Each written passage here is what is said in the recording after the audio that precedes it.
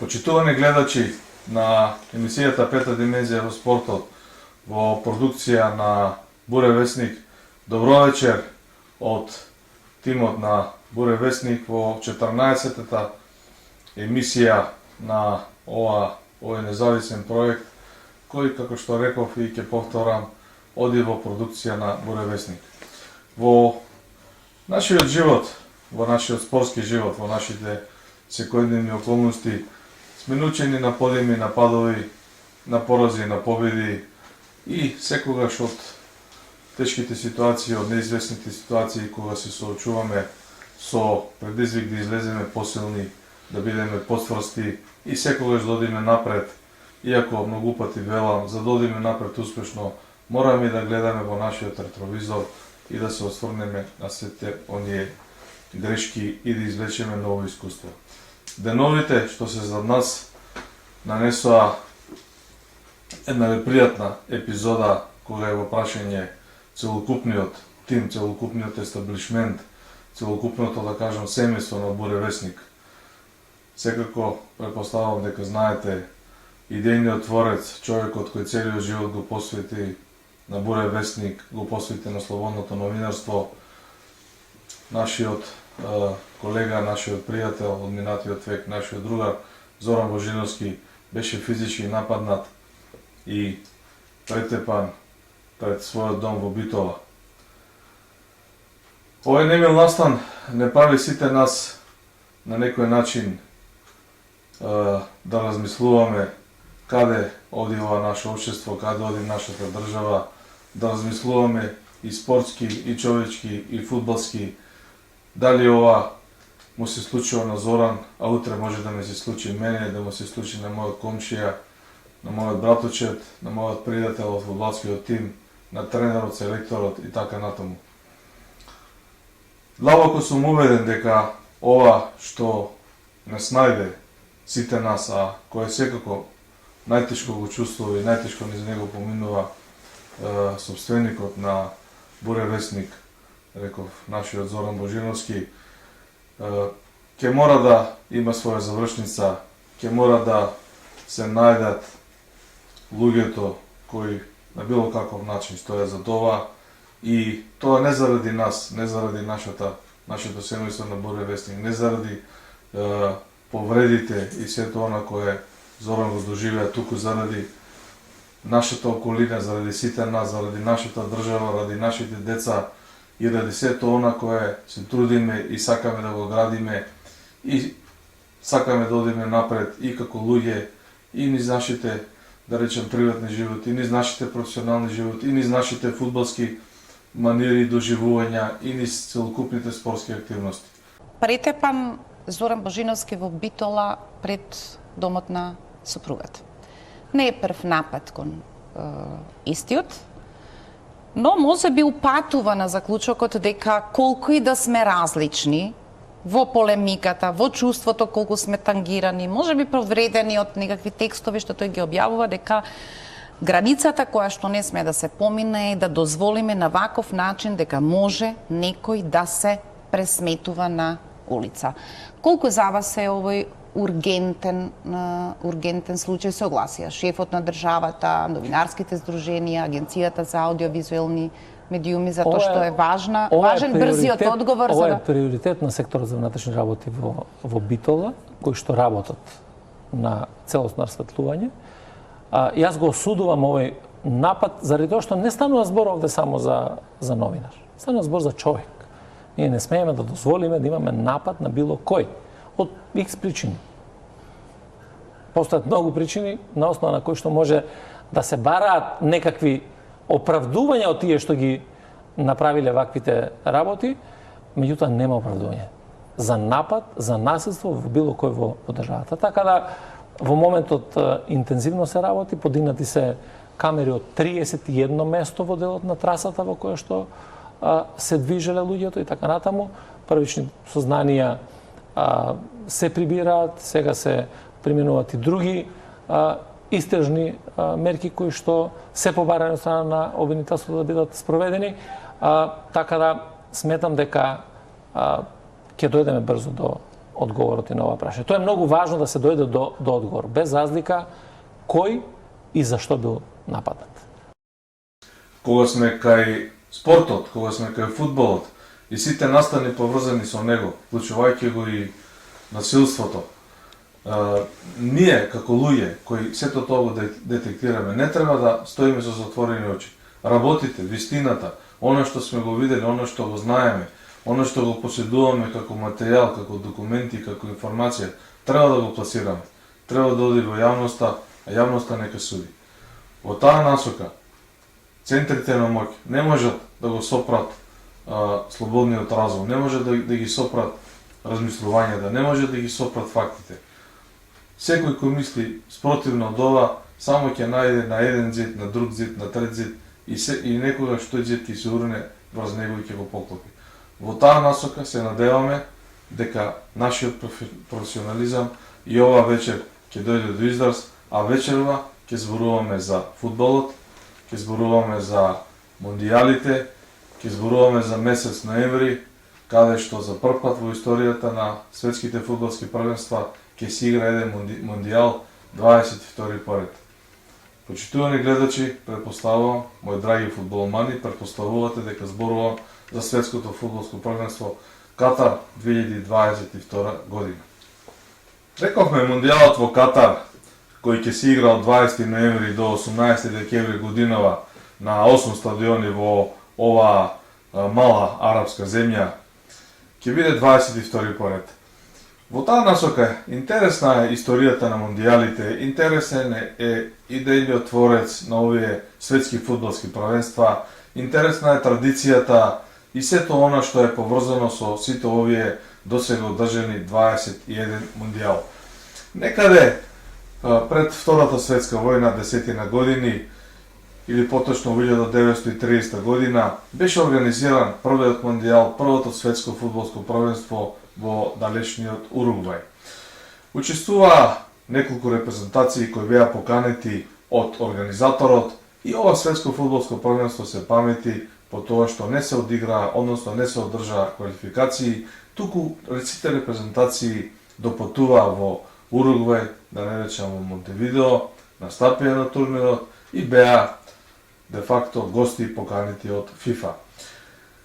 Главниот иницијатор, главниот идеен творец на овие мондијали е господинот Жил Риме, французин, кој некаде десетина години пред одржувањето на првиот мондијал, некаде во 1920 година, веќе почнува да ги најавува своите размислувања, да ги става на хартија, полека почнува да лобира и да ги убедува луѓето во ова своја идеја, во ова своја олицетворение и во ова своје размислување дека фудбалот е спортот кој може да ги обедини луѓето, да ги сплоти, да ги натера да се сакаат, да се почитуваат, да се надпреваруваат меѓу себе или да се надмудруваат. Во таа насока Жил Риме скоро десетина години по неговиот избор, а избран е за председател на ФИФА 1921 година и патем кажано е председател на Светската фудбалска организација со најдолг стаж. Вкупно 33 години раководеше со ФИФА, некаде се до 1954 година, кога на Светското фудбалско првенство во Швајцарија по пети пат едно по друго го додели победничкиот пехар. Една мала дигресија, кога е во прашање размислувањето и она, условно кажано, конотација, она нишка која се вклопува во нашиот проект Пета димензија во спортот. Интересно е, подготвувајќи се пак ќе повторам во овие да вистина малку емотивни и би рекол и тешки моменти, лично за мене, по сето она што го кажа во водената емисија, успеав да обезбедам неколку интересни податоци кои се надевам дека ќе го предизвикаат вашето внимание. Господинот Жил Риме е современик на нашиот славен идеолог, на нашиот револуционер, учител и човек кој сите ние го сакаме и почитуваме, зборувам за Гоце Делчев. Жил Риме е роден некаде година и пол после нашиот Гоце Делчев или поточно Гоце Делчев е роден на 4 февруари 1872 година, а Жил Риме на 14 октомври 1873 година. Зошто го кажувам ова и во која насока е? Познатата изрека, познатата реченица на нашиот македонец, на нашиот Гоце Делчев, дека го разбира светот како поле за културен натпревар на народите, дори мислам и не е нескромно да кажам, како да му е пренел на Жил Риме во насока на неговата идеја за организирање на светските фудбалски првенства и на мундијалите, бидејќи Жил Риме во многу прилики, и тоа е ставено на хартија и го има и на веб страницата на Светската фудбалска асоциација, го има во неговите мемуари и насекаде можете да сретнете неговата мисла, дека неговата идеја за светските фудбалски првенства е идеја за обединување и помирување на нациите преку фудбалот. Мислам многу блиску, многу слично со идејата и со размислувањето на нашиот македонец Гоце Делчев и французинот Жил Риме, двајца луѓе кои живееле во една ера приближно на исти години и оставиле свој белег секој на своја страна. Еве, во оваа насока мислам дека го препознавате ова за кое ви зборувам. Кога зборуваме за мундијалите, кога зборуваме за овие досега одржани 21 мундијал или 21 светско фудбалско првенство, неминовно е да се истакне дека една единствена фудбалска репрезентација која учествувала досега на сите овие мундијали е фудбалската репрезентација на Бразил. Еден навистина раритет, еден навистина податок, една информација која кариоките ги прави тоа што се, една фудбалска велесила, една фудбалска нација која живее за фудбалот, која го сака фудбалот, и исто така една фудбалска нација, една фудбалска држава, една фудбалска федерација која за себе има и огромни успеси, нели, има огромни резултати и де факто Бразил досега 5 пати го освојувал пехарот на Жил Риме, како што златниот пехар, сите го препознавате, кој се доделува на победникот, го носеше тоа име од 1930 до 1917 година, а подоцна, почнувајќи од 1974 година, пехарот беше преименуван во пехар на светскиот куп на ФИФА. Во насока на тоа треба, интересно е за нашите читатели да истакнеме дека новие 21 светско фудбалско првенство, втор на листата по учества е фудбалската репрезентација на Германија, која играла дури на 19 од досега одржаните 21 мундијал. Германците единствено не учествувале на првото светско првенство 1930 година во Уругвај и на првото светско фудбалско првенство одржано после Втората светска војна, тоа 1950 година во Бразил. На сите други 19 мундијали германците биле присутни и при тоа дури 4 пати веднаш од Бразил успеале да победат во 1954 година во Швајцарија, 1974 година како домаќини во тогашната Сојузна република Германија, 1990 година во Италија и 2014 година последен пат во Бразил, кога се закитија со оваа титула. На условно кажано ранг листата според бројот на учество на светските првенства, некаде на трето место Италија, која играла на 18 мундијали, можете да си замислите.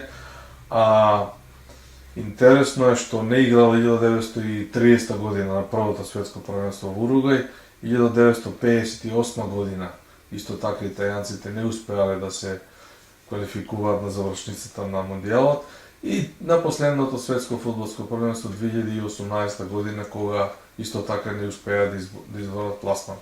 Во контекст на италијанската фудбалска репрезентација не може да го прескокнеме и квалификационниот циклус за Катар 2022 година, каде што и на овој мундијал Италија нема да игра, а тоа е во навод благодарение на македонската фудбалска репрезентација, која во првиот бараш надпревар за пласман во Катар успеа да ги изненади италијанците на нивни терен, успеавме да ги победиме со 1:0 и на тој начин успеавме 4-кратниот светски првак и репрезентацијата која е играла дуре 18 пати на светските фудбалски првенства да ја елиминираме и втор пат едно по друго од настапите на мондијалите. После светското првенство во Русија 2018 година, ете Италија нема да настапи ниту на светското првенство во Катар 2022 година. Но ова, условно кажано, по наша ранг листа на репрезентации, по 15 учества на мондијалите имаат Англија, Шпанија и Франција. Тоа исто така е на задоволителна бројка на овие реномирани фудбалски земји.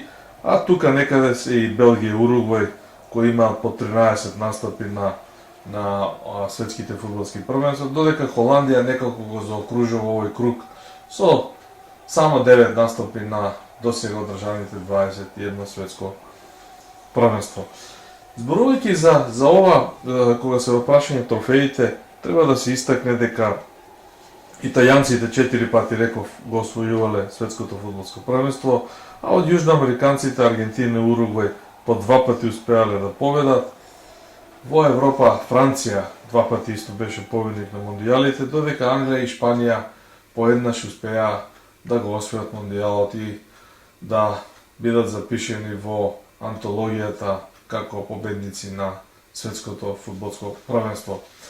Во ова насока интересно е да се спомене на вечна борба, еден вечен престиж кога се во прашање европскиот и јужноамериканскиот фудбал, бидејќи постојано овде има едно скриено надпреварување кој повеќе пати го освоил пехарот на Жиле Реков или официјално пехарот на светскиот куп на ФИФА. И во таа насока, значи, европјаните водат со 12 освоени трофеи, додека јужноамериканците засега имаат, реков, 8 освоени трофеи. Како никогаш досега во оваа долгогодишна, безмалку 100 годишна традиција кога се во прашање светските фудбалски првенства, мондијалот не се играл никогаш во некој друг термин, освен во месец јуни и почетокот на јули. За разлика од сите овие досега 21 мондијали, 22-иот во Катар ќе се одржи среде зима, некаде 20 ноември, да не речам, почнувајќи од нашите верски празници Свети Архангел, па финалето е во очи на исто така убавиот празник Свети Никола. Навистина еден раритет, едно необјасниво светско фудбалско првенство, еден малку чудна динамика кога сите национални фудбалски првенства ќе бидат прекинати, но ете и за ова ќе зборуваме малку повеќе во наредните емисии. Значи, за разлика од 100 години наназад, од сите овие мондијали кога јуни и јули биле денови на фудбалот, месеци на фудбалот, овој пат зборуваме за ноември 2022 година како месец на фудбалот. За некаде 18-19 дена од емитувањето на оваа емисија од 1 ноември или поточно 20 ноември е свеченото отварање, свечената церемонија со надпреварот Катар Еквадор. И во оваа насока тимот на Боре Весник во меѓусебна координација ќе подготви неколку посебни емисии посветени и на мондијалите досега одржани со пократки факти и пократки показатели, оному каде што децени наназад неделниот спортски магазин добивал акредитација од ФИФА и бил присутен и известувал на лице место. И ќе зборуваме исто така и за она што не очекува во Катар, низ информации свежи, низ она што го има, да ги видиме условите каде ќе се игрува светско првенство, да видиме кој се ќе игра на Катар, каде ќе се игрува, какви се термините и така натаму. Во шлагворд на оваа емисија интересно е да се каже дека во квалификациите за пласма на финалниот дел на турнирот во Катар учествуваат 206 репрезентации од 6 конфедерации распослани низ светот, кои што се членки на ФИФА. Костурот, шемата како репрезентациите се изборуваат за овие места е веќе позната и да не речем помалку е стереотипно и утврден од извршниот одбор на ФИФА. Значи, од Европа играат 13 репрезентации на финалниот дел. Од Азија ќе бидат застапени 6 репрезентации или 5 плюс 1. Тоа се Катар како домаќин кој автоматски се квалификуваше. Тука се Иран, Јужна Кореја, Јапонија, Саудиска Арабија и Австралија. Од Африка стандардна бројка 5 репрезентации ќе играат на финалниот турнир. Значи Гана, Сенегал, Тунис, Мароко и Камерун. Јужна Америка е застапена со 4 представници. Традиционално Бразил, Аргентина, Уругвај, некако последните години постојани учесници, и четвртата репрезентација е селекцијата на Еквадор. Средна и Северна Америка има 4 представници, тука се Коста Рика и Мексико, добро познати фудбалски репрезентации, и репрезентацијата на Соединетите Американски држави и Канада. Секако малку намерно ги оставив репрезентацијата од Европа, кои секогаш имале најголема квота и ФИФА имала, да кажем, почит кон европскиот фудбал и неговиот квалитет. Значи 13 репрезентации кои се веќе пласирани и се знаат и групите, ќе можете да ги видите на нашиот телоп. Овде се Шпанија, Португалија од Пиринеите, Пиринејскиот полуостров, Англија и Велс како представници на Велика Британија, Полска, Данска, Германија, Франција, Белгија и Холандија од Бенелукс, Швајцарија и како представници на Балканскиот полуостров или некогашниот југословенски фудбал кој има неколку учества, овој пат често ќе бранат Хрватска и Србија. Тоа се 13 репрезентации со претходните кои ги набројав, кои ќе се борат за трофеот, кои ќе играат од 20 ноември до 18 декември низ неколку фази од надпреварување, но рековме за тоа потоа. Месец ноември 2022 година е месец на светскиот фудбал, месец кога почнува светското фудбалско првенство, 22 поред во историјата, долгогодишната традиција на ФИФА. Тука сме со мондијалите, тука сме со светското првенство во Катар, остануваме и во текот на месец ноември со нови информации интересни, сето она што ќе се обидеме да го пласираме, да ве информираме, да ве забавуваме, да едуцираме и на некој начин да го привлечеме вашето внимание кога е во прашање престојниот мондијал. До скоро, довидување, почитувани гледачи на Петата dimenzија во спортот, во продукција на Буре Весник.